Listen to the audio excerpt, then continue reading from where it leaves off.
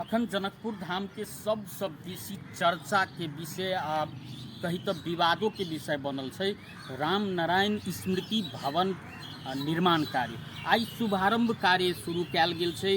अखन जतऽ छी हम तैठम आई भोर में 10:30 बजे दिस भूमि पूजन कऽ ई स्मृति भवन निर्माण कार्य के शुरू कयल गेलै। जाहि समय में स्मृति भवन निर्माण कार्य के लेल भूमि पूजन चलि रहल छलै, ओही समय में किछ पक्ष जे छलै, किछ युवा सब एहि निर्माण कार्य के विरोध में धरना पर सेहो बैसल छलै।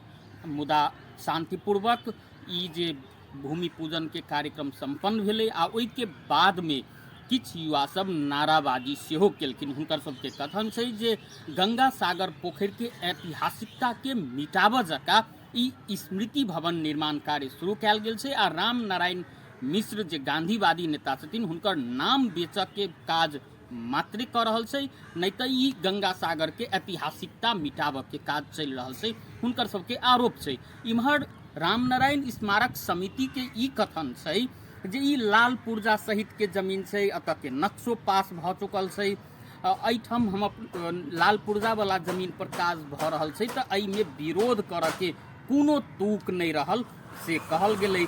आ ओहि के बाद जे भूमि पूजन के बाद में जे किछ युवा सब कथित रूप से कहल जाए तब एमाले निकट के युवा सब अतः आबि कऽ किछ देर नाराबाजी सेहो केलखिन। मुदा अखन ई जे शुभारंभ कार्य के लेल जे भूमि पूजन भेल छलै से स्थल अखन शांतिपूर्ण छै।